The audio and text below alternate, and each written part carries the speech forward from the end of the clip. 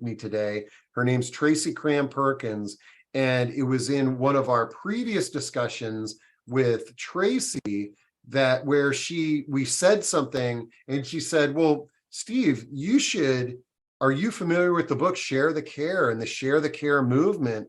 And I was like, no, I'm not.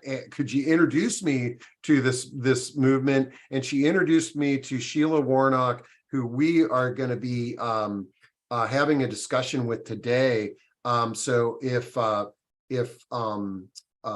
Sheila and Tracy, if you want to join me on stage, we will kick things off here today. Hey, Sheila, and hey, Tracy and Sheila. Tracy, I just love all the discussions that I have with you, and I'm delighted that you introduced me to Sheila and that you've agreed to co-host with me.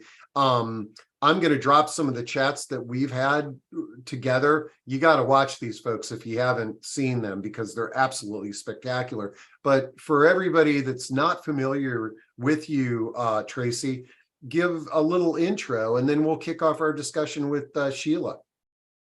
Thank you, Steve. I am a 4-time dementia caregiving survivor. I have cared for my mother, father, uncle, and then most recently my aunt.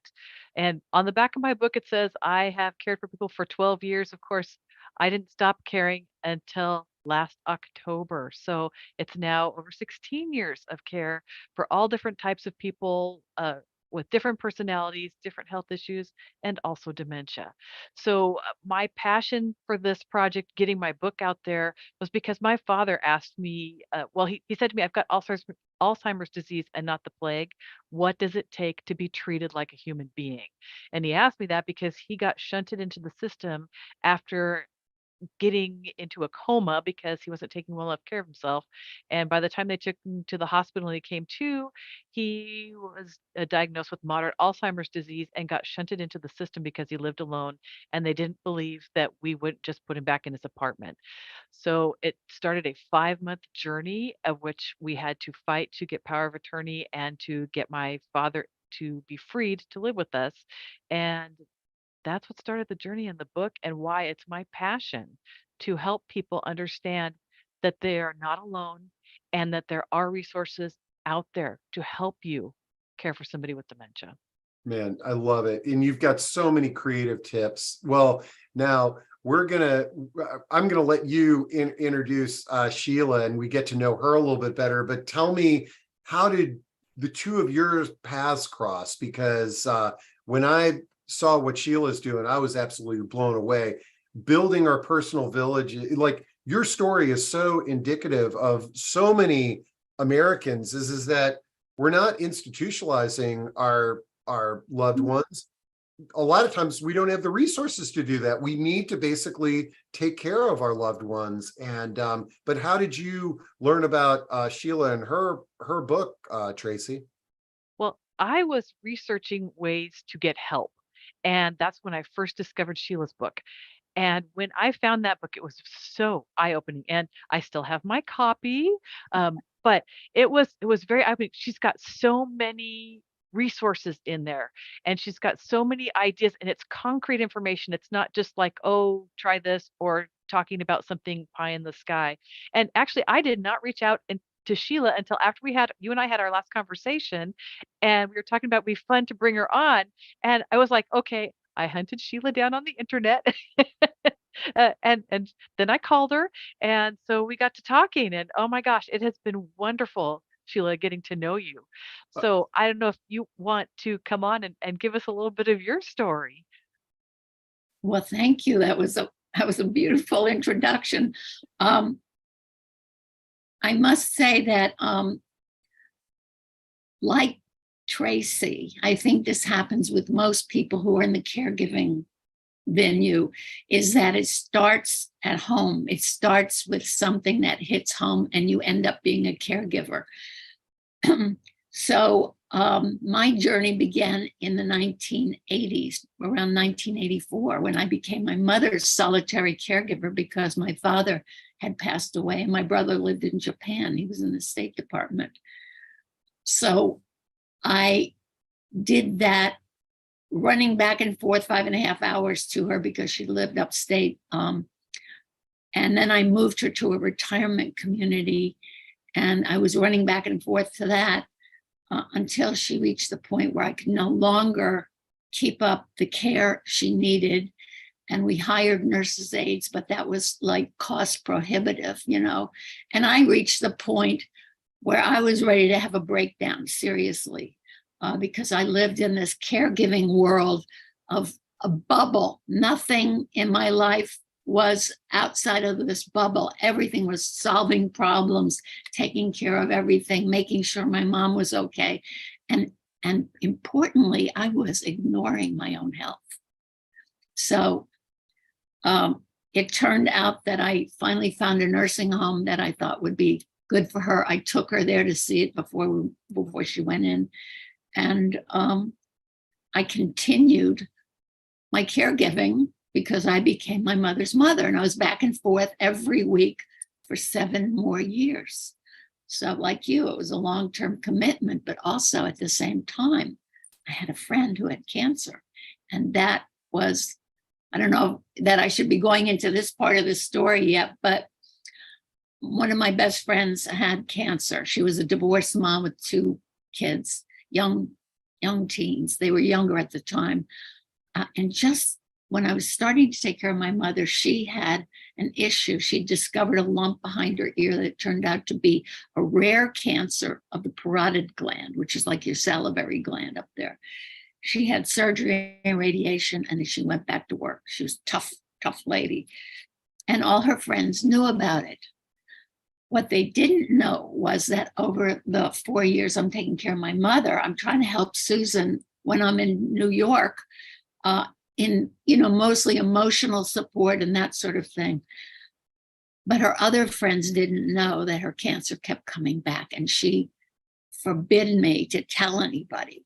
This was very common, and I'm sure it still is, that people tend to underplay or hide their condition, even though she was getting worse and worse. Her cancer spread to her arm. She had more surgery, more radiation. It became bone cancer, which is extremely painful. So finally, just as I was putting my mother in the nursing home, Susan had a crisis. And this is usually how a lot of groups start. A crisis happens. And it was actually her therapist who said to her, "Get your friends here tomorrow night. We'll figure out how we can help you." And the next night, 12 of us showed up in this tiny little office that belonged to Dr. Suki Miller. And I walked in the door and I saw these other people, and I was so thankful. I was grateful. Oh, thank you. There's other people going to be involved. It's not just going to be me, because I am totally wasted. My co-author, my late co-author, Cappy Capicella, came in, and she was terrified. She'd never taken care of anything or anybody in her life, and she just wanted to go hide in a dollhouse that was in the corner of Dr. Miller's office. Other people had different reactions and emotions, and it was unbelievable. They were like, "What's going on here? We didn't know there was a problem." So Dr. Miller asked Susan, "Please tell your friends what's going on with you." And this is very important and key to what Share the Care is all about. It's about getting real. And it's about, you know, talking about it and letting the people who love and know you do something. So she talked about how her cancer had spread, and of course she cried. Then we cried, and then we decided we better get to work. And that night, we actually came up with one of the key systems for Share the Care. There were 12 of us. We happened to be all women. We had different kinds of jobs, different kinds of responsibilities. Some were moms, some were from her office, some were neighbors.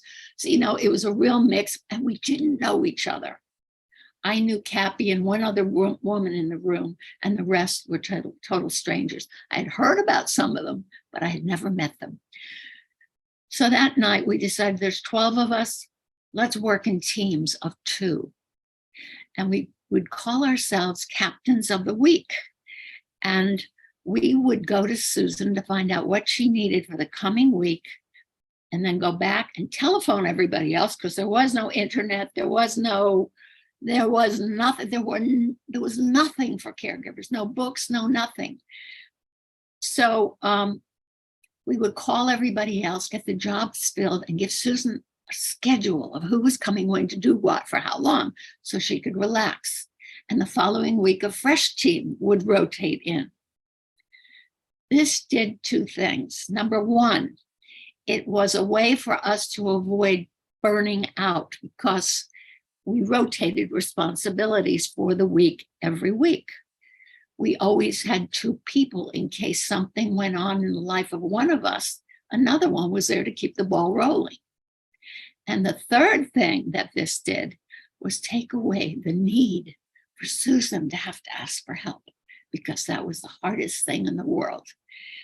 So, believe it or not, just based on that night, we started in the next morning. And for the next 3.5 years, we did everything under the sun and moon and stars for her, including taking her to the Bahamas for an alternative cancer treatment that didn't work, taking her to doctors, making sure her kids were doing okay and getting their needs handled.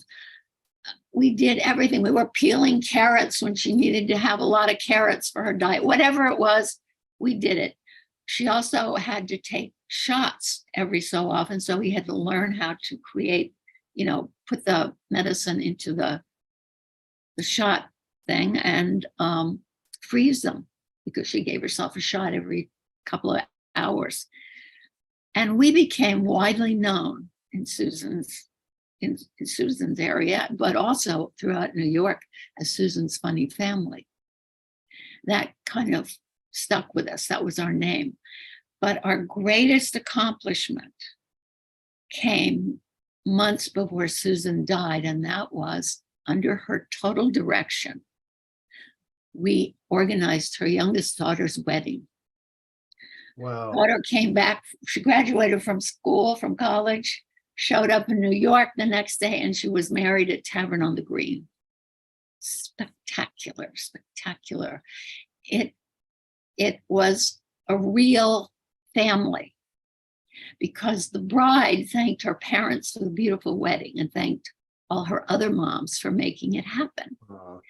So when Susan died, well, we thought we had done a good thing, but we had no idea how good until another thing happened. And I don't know if you want me to take a little breath here and. Well, I love this story. It's amazing. And just to remind anybody who tuned in, this was in the 80s. This is way before any of this sort of care. You're right. People are more transparent. They're more sharing, but what was did you have a profession prior to basically being thrown into the world of care? Yes, I worked in advertising for 16 years. I was at Doyle Dane Bernbach, which was the hottest agency in the 60s and 70s and beyond. It was exciting. I'm a creative person. I have always been a creative person. I paint, I draw, I am very good. I started at Doyle Dane as a fashion stylist because they hired me right away. I had been studying fine art in Italy for 4 years and also absorbing the fashion and the, attitudes of, the fashion world. I would say with both you and Tracy, the creativity that you've both thrown into this world of caregiving, which is a lot less competitive than the fashion industry for creative types, but it's more needed. I love that. That was early on. And I used to think to myself, this is fun and I love doing it and I'm really good at it. And I became an art director next because I was so absorbed with the process of how putting together a commercial worked and editing and so on and so forth. But it was always in my heart that it wasn't really important. And then I left the agency and I went freelance because I had been studying acting for years at night because that was a true passion. And I wanted to give it a shot. And so As I was working, I got my union cards and everything, and I started doing little things. But then my mother needed me. And that was a very difficult thing that I had to shelve acting and that passion somewhere on the back burner so I could be of help to my mother. I don't regret it. To this day, I'm still doing acting stuff, Oh, I but bet you are. You've got a very good presence. Yeah. because because I want to touch people, and I want to touch people now after my experience with my mother, with Mhm. Susan, and also in 2002, my co-author and her father both were diagnosed with brain tumors, glioblastoma grade 4. It's very unusual. Her father was in great shape. She was in great shape. Boom, they're both ill with the same thing. And so I started a group for Cappy, 33 of us. We needed 33 because Cappy had brain surgery and was rendered totally helpless after 10 months. They both died within 12 hours of each other. That was the thing that propelled me into starting an organization, a nonprofit, to get the word out on a bigger scale.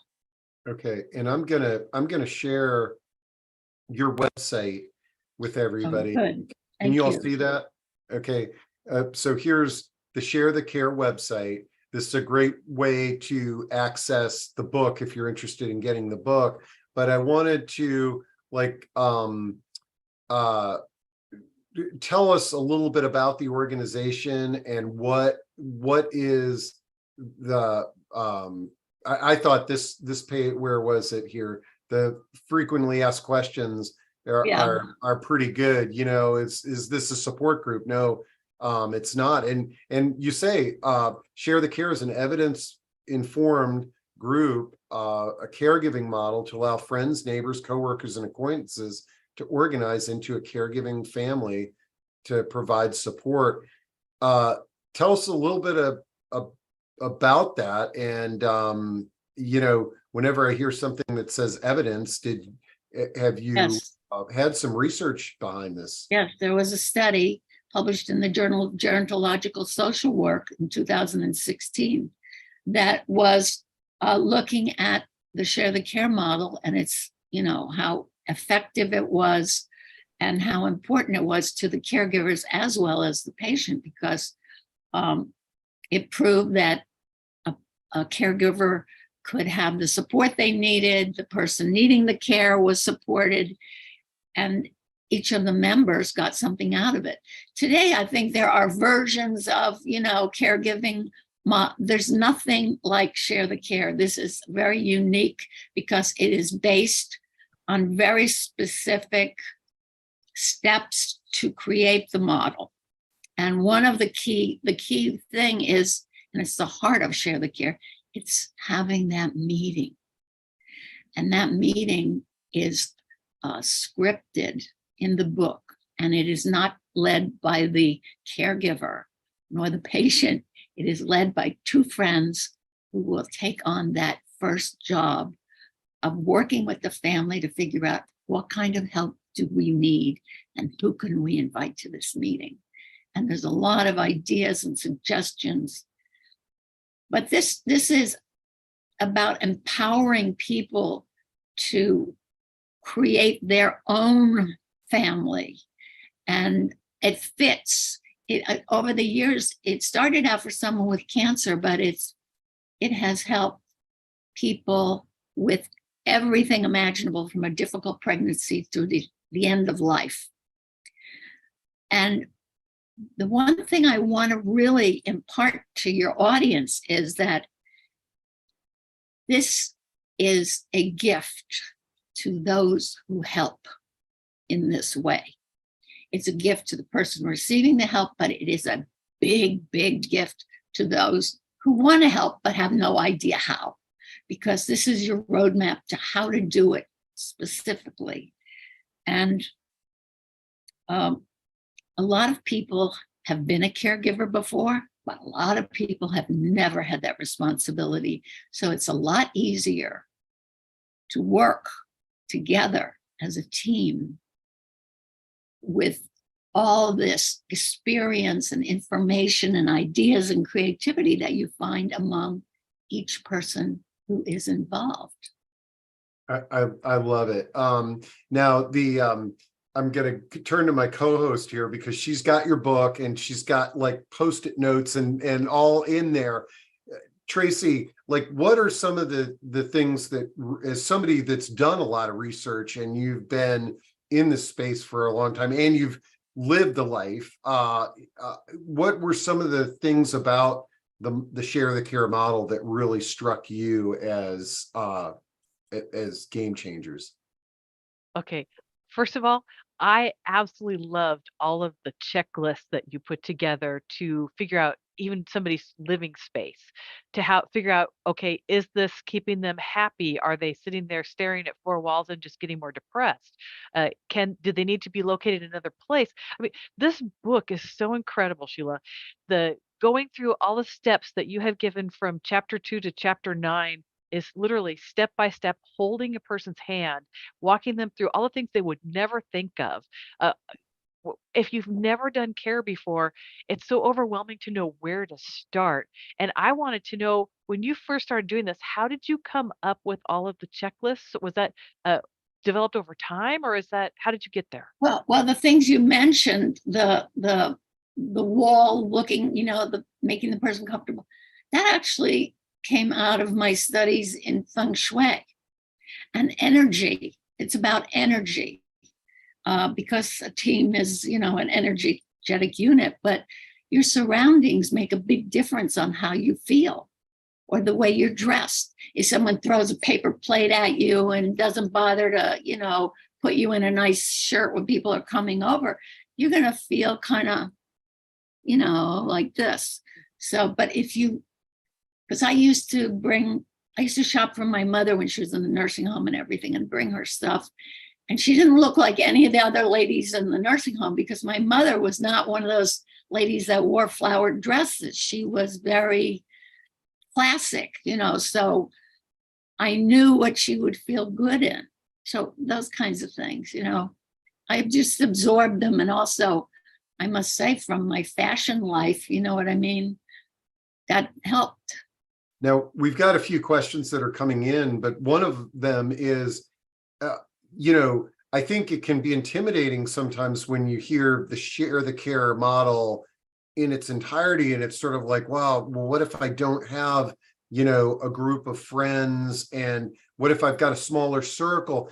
How do paid providers like home care or a care manager, how do they fit into the share the care model? Well, it's work with what you've got, who you've got. So and especially for dementia or Alzheimer's, you don't want a big group coming in the house. And that's a whole thing that we've developed certain protocols depending on what the situation is. And so I'll talk about that in a minute. But you start with the friends you have and having a nurse's aide be part of it. We had one for Cappy that lived in the house with her. She was from Zimbabwe and she was wonderful. We loved her. And in fact, her daughters were still in Zimbabwe when Cappy was going through something, and her daughter was in an accident. And now this was after Cappy's group ended. It was after the group ended. Her daughter was in an accident. I heard about it. I sent out an email to our group. And in 2 days, I had $2,700 to give her so she could go home. Oh, that's wonderful. Margie Hissel-Arnold, who's an aging life care manager, says, this is wonderful. I would think that the villages could adopt this. But she says, I had an old high school friend who died of breast cancer, and she did not let her husband tell 5 of us who were close to her. And we always felt we would have been able to give her more support. I hear this a lot too. And I think I love the share the care model. It's creating that culture change that makes all of us more open to sharing because we have people that want to help. Yes, and acceptance of allowing people to help is a big subject. Like death, dying, and caregiving are really tough subjects that nobody wants to think about, until they're in it, and then they need help, as Tracy mentioned. It's really hard. I mean, you've got to, if you have a circumstance where the husband won't let the wife get help, she's got to say, you might not want a group here, but I need one. I can't do this alone. So and we got to be talking about this more. That's the thing. Yeah. And really, I mean, the thing that I like about what you've created is it's a solution that's been tested, that families who are thrown into this crisis situation, how they can, or individuals, I should say, and it's a solution. But really, ideally, everybody is having these conversations years before they're in this crisis situation and bringing their group together, or at a minimum, it's like at the end of the Thanksgiving, holiday, it's sort of like, we're so thankful that we're all together here, but anybody at this table can have a change, and let's just chat a little bit about that. How would you want to be taken care of? Man, no, this is good. Gloria says, let's remember the one who needs the support has to surrender to your team and want to accept the care. So many times the support group gives and the person will not accept. And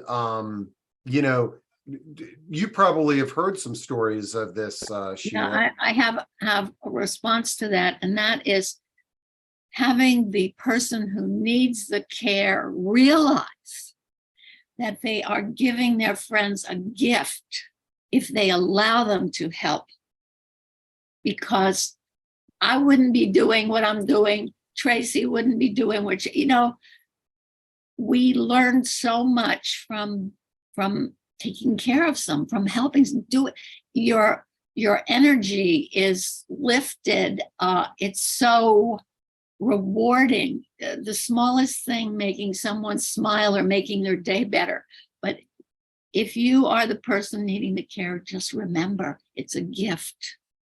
They don't realize how it's going to be a gift, but it is. And that's also part of one of the questions that is asked in the meeting.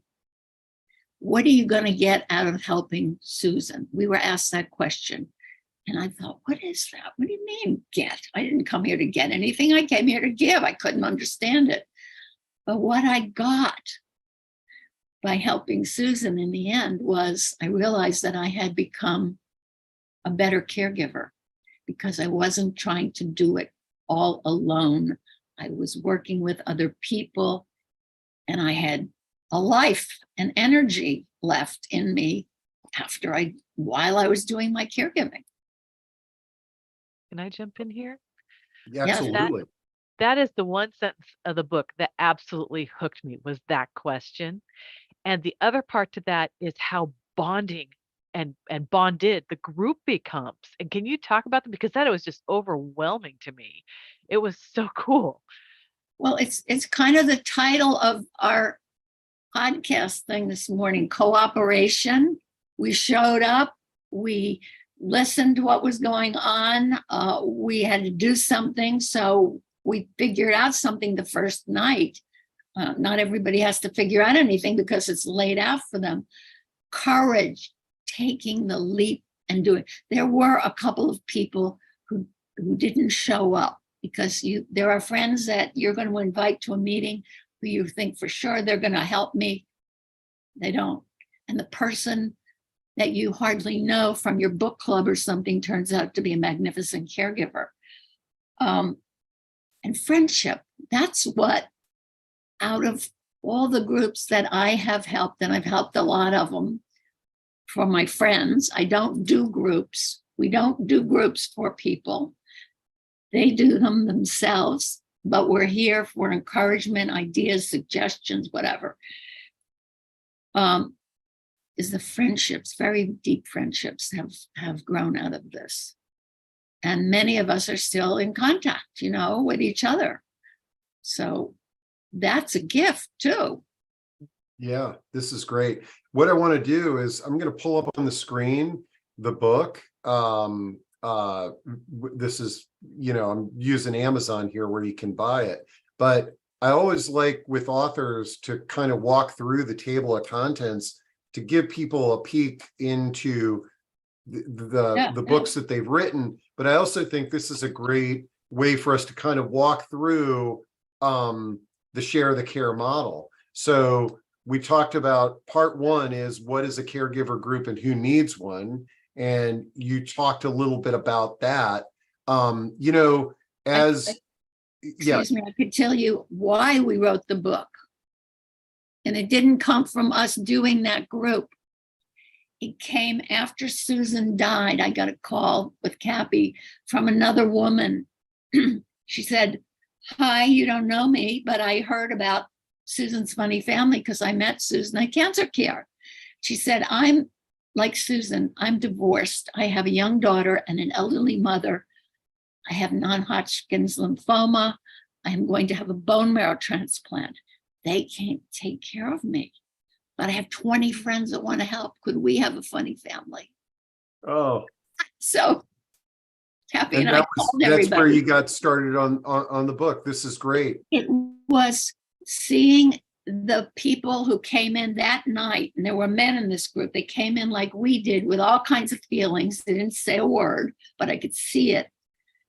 And as we went through the evening and talked about what we did, how we did it, why we did it, and what we got out of it, we could see them relax, and we could see them thinking, this isn't hard, this is logical, this is easy. And they were excited.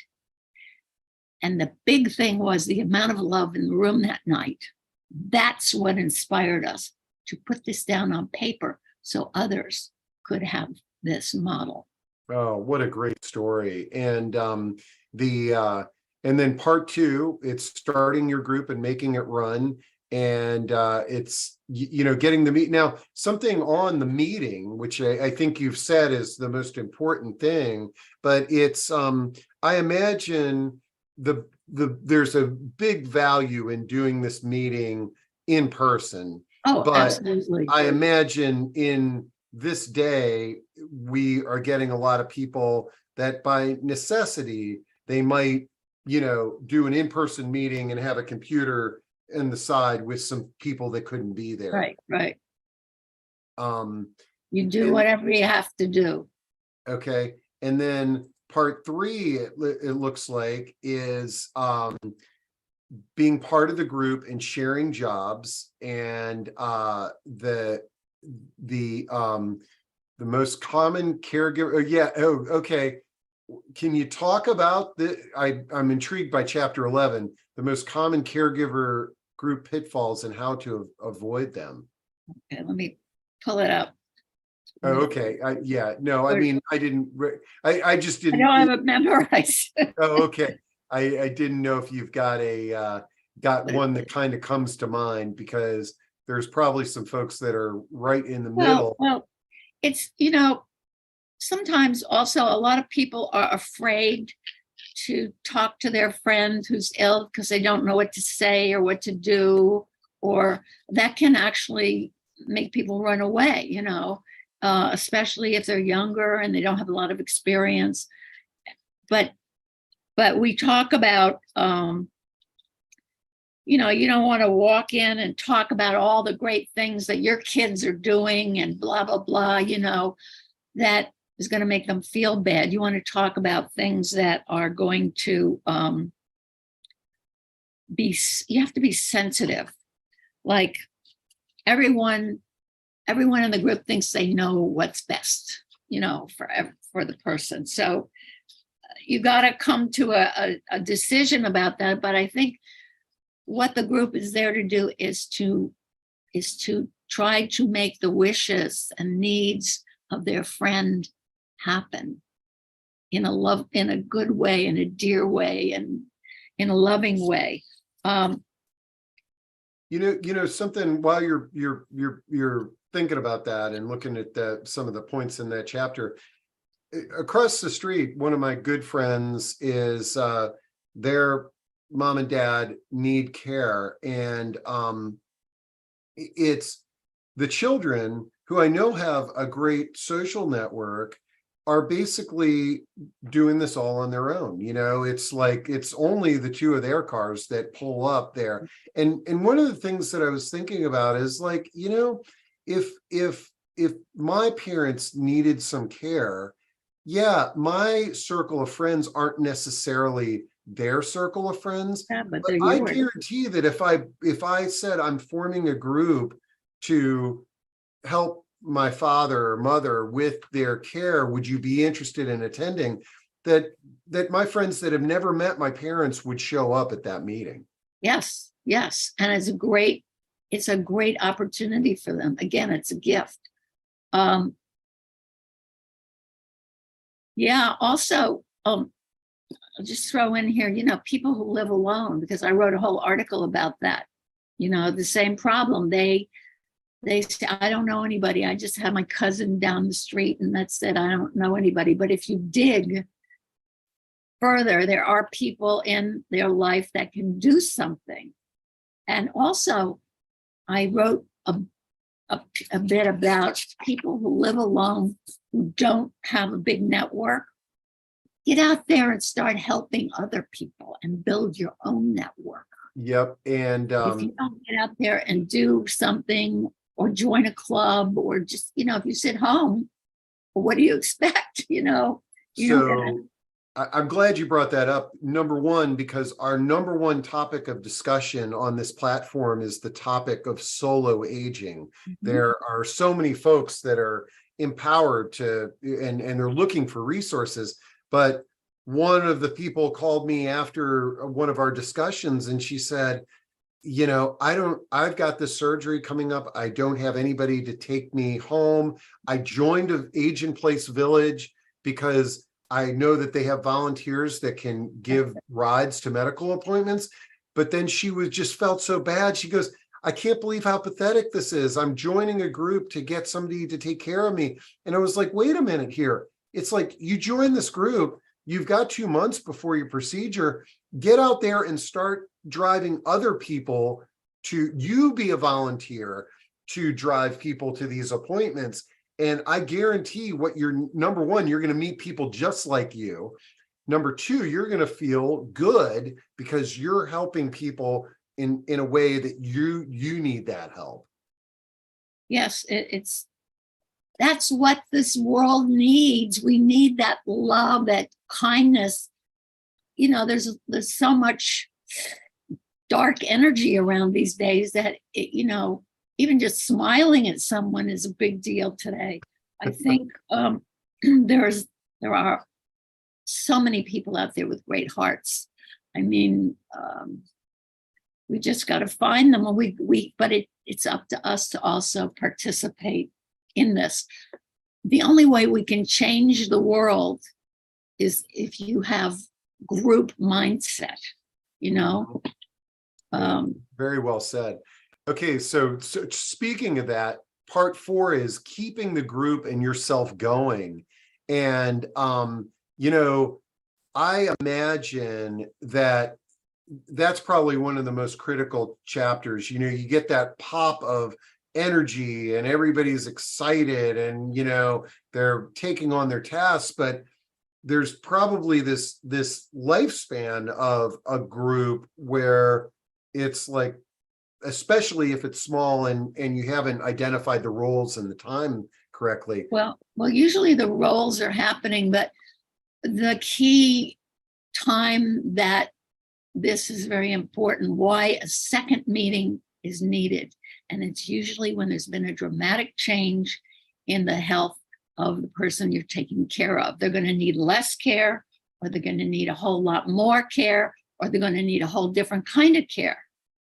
And I can't emphasize enough how also important it is, and Tracy talks about this a lot, is getting yourself really informed about the condition that your loved one has or your friend has. Understanding, like with Alzheimer's, it's going to be very different than with ALS, you know, so, but it's really helpful as a group to understand how it manifests and how you can make a difference. But there's a second meeting when you're having problems. That's very important, that you have to regroup, talk about what's working or not, and figure then I out. also see in the chapter you talk about a closing meeting, and what now that, so I'm assuming this would be either the person recovers from their caregiving or they pass away. That's when you have the closing meeting. Why is that important for people to think about? Because it's like you went through this giant journey with these people, and it's kind of like a retirement party or a graduation party or a, God, we did a really great thing party, you know what I mean? And at that last meeting, and we did this for, you know, for both Susan and Cappy, but at Cappy's meeting, it was particularly poignant because we had that meeting, that closing meeting, in her apartment right after Thanksgiving, and everybody was reluctant. I don't really, she just passed away. So it was about a month after she died that we had this. And so I asked people to bring, you know, wine or food or snacks or whatever, and also to bring a small gift.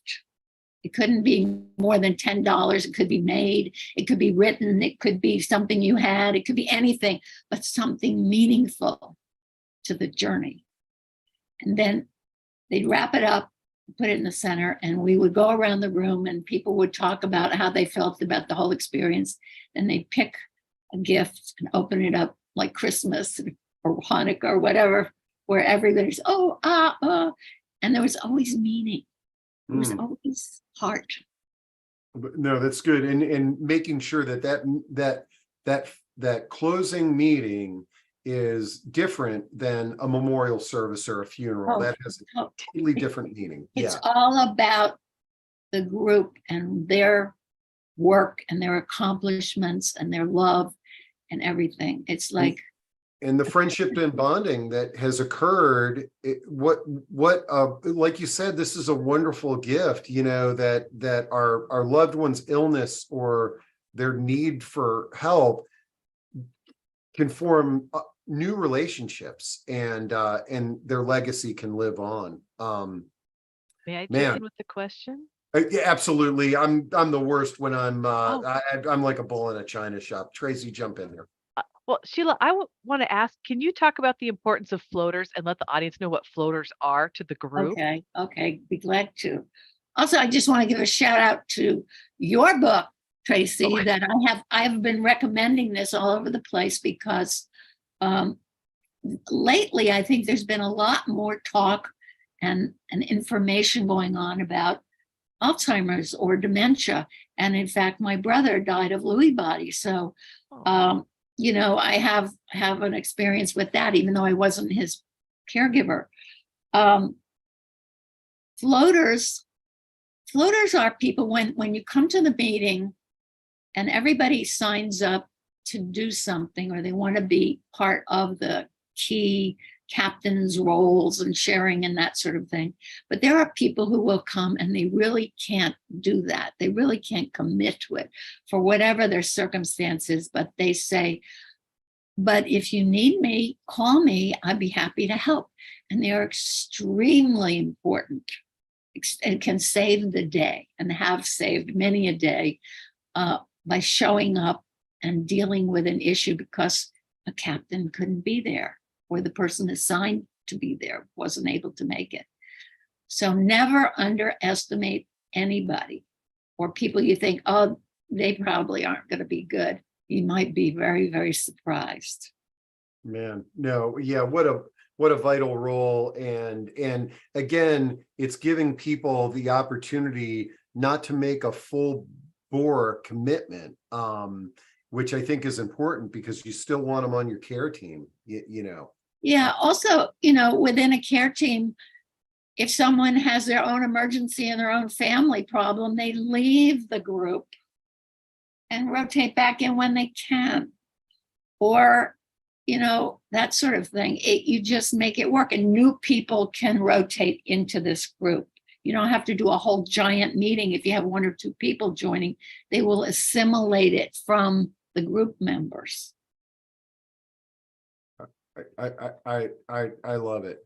Okay, so the best way for people to get involved in this is first just go to the website and order the book. Now, can somebody on the website, is it best to sort of have the book as your guide? So Absolutely. We can't put everything on the website, but our website shows you that the model has been used for all kinds of illnesses or challenges or whatever it is, because there's always a way to solve the problem. Like Tracy said, she figured it out as she went along. I mean, that's what a group does. What do we need? How are we going to do this? It's up to the group, and the group knows the person needing the care. So they understand their, idiosyncrasies or what they like or don't like. And that's what makes a group like this much more vital. It's not a group of people who just sort of phone in what they're doing or sending a meal now and then. That's wonderful and just needed. It's not a knock on that. It's just that this is much deeper. And I see on the website, it says this site is not a calendar tool. I imagine we all know that there are these calendar tools that are out there that for caregivers, which important, but I imagine this is more of the structure and bringing the team together, and the team might use one of those calendars. Yes. This is the how-to, and then there's enough room. And I'd like to talk about it with Tracy a little bit about how this has been adapted for Alzheimer's patients or dementia patients, because it's different than having 20 people. There have been groups that had 100 people. Mm-hmm. There have been groups of a group of, I think they were hikers or something, they mobilized 3 times over periods of time because different people got ill or needed help. Sarah brings up a good question. Can a care team include people who are out of town, and what and how are some of the ways that the out of towners can fit in? Thank you for that question. Yes. They can do research. They can send needs, whatever's needed from wherever they are, like a surprise present, or call up and talk to the caregiver, become their reminder person on taking your meds, or just touching base with them. They will find a way to contribute. And there are many, many, many needs, certainly. And Lewis has a great observation that I think is on all of our minds is that I see a problem as more of us get older and need care. There are not enough of us to fill the pyramid. But I think we can look at that 2 ways, is that if we are part of these care teams to support our friends, family, loved ones, we're creating a culture of where, now there's more people that could potentially be helping us. But what are your thoughts on that, and the sort of the changing demographics and things like that? First of all, there is an energy that happens with a group. That's why we were known as Susan's Funny Family, because, we were always, buzzing around doing things. But so somebody gave us that nickname, and it stuck. And that's why we encourage groups to think of their own names.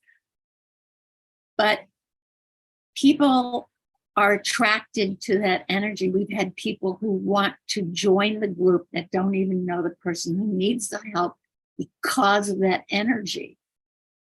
You know, it was written up also, Daniel Goleman in what is it, social intelligence. So I think it's social intelligence. He wrote up about a group in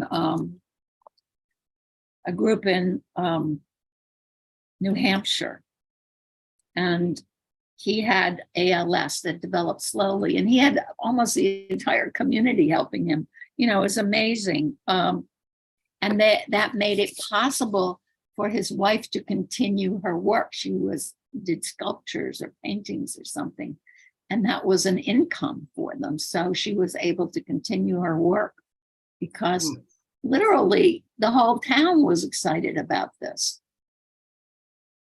Wow, I love it. And even if people only dip in to do one thing, like I've seen like a football player come over to carry someone upstairs in the morning or in the evening and take them down at night. That's their only job. They can do that. That's contributing. They feel good. I love it. Well, I'm looking at the clock, and I can't believe that an hour is almost over.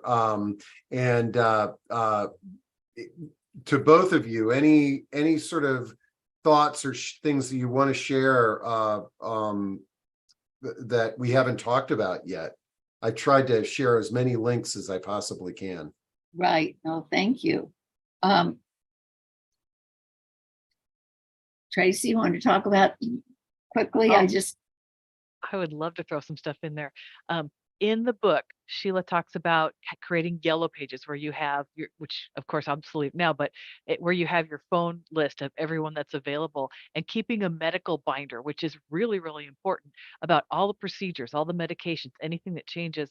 She's got so many things detailed in there that you won't forget something. You can have it all there so that as the captains pass things off, they have also journaled what's been happening for that person that day. So everybody's up to date, so nobody falls behind and there's no misinformation. It's an amazing tool to get people on the same page, and I cannot recommend it highly enough. It is just incredible. Yes, and we have 7 principles that go with Share the Care. I'll just read them very quickly. Sharing responsibility is key to not burning out. If 1 or 2 people are doing all the work, they are going to burn out. So forget about it. Everybody has to share in responsibility. Know your limits and stick to them. If you are exhausted and you can't do something, or you hate hospitals, you just have to say, no, I can't do that, but I'll do something else. So keeping your limits going. It won't work unless everyone gains something personally. This is a question that comes up. And you will gain something even if you don't know what it is. There's no one right way to do something. You have 10 people, you're going to have 10 ways of doing something. You have to pick one, stick with it. If it doesn't work, you try the next one. So that's where group mind comes in. Anyone who wants to help should be encouraged. Never, ever turn away anyone who wants to help. Give them a job that is not going to be so important that things are going to fall apart. But keep that light in that person going by giving them a job. Trust the group and support each other. That's again about bonding and about helping each other and standing in, and somebody needs extra help, they run over, that's key. And keep your own life in good working order. This is probably one of the most important caregiving things I could say ever. If you are not well or you are falling apart, everything will fall apart. So that's why you need help. So get it. I love it. And I see on your website, there's a space where you can download those principles. So yes, there's a handout that gives an overview of starting a group. It gives the 7 principles. It gives also, this is very important, create an emergency plan. If something happens and someone's at the home that doesn't know what's going on, there is an emergency plan of who to call and where to go and what to do. That's I love it. key. Megan has a great question. She says, this has been a great program and I love the community of it. Is there a training for others to take this into the community and to teach others? Do you know, there's so many of these training programs, or is it just, you know, get the book, experience it, and spread the word? Well, the thing is, when I started the organization and I would go and to the local YMCA or something, and they would advertise, share the care, come learn about it. I would go with all this stuff and 2 people would be there. I did that a couple of times, and then I remembered what it was like being a caregiver. And I said, oh, they're too exhausted. They can't take it in. So I had to find another way. And I created a curriculum, and I teach social workers, nurses, all health professionals about this model so they can introduce it to their families and patients, not start groups for people. I get emails every so often. Can you send me a share the care group? I said, no, it doesn't work like that. This is a model that is easy, that you can create yourself, but 2 friends have to organize that meeting and run it for you. Now, we have a lot of senior living professionals on the call. So is that for the training, is that on this educational offerings page? Is that The training, I do trainings, you know, for like an organization or several organizations in a community. I call it seeding, share the care in your community. And you can contact me if your community is interested in that. You know, there are charges, of course, for my work. It's a full day, 6-hour training. It's accredited by the Northeast Multi-State Division of RN Continuing Education. And of course, there are charges for the materials used at this training, which include a booklet, kind of like this, that has all the, it's an easy way to take it with you if you're talking to clients and show them the different forms, and you have all the information you need here. But in the book, of course.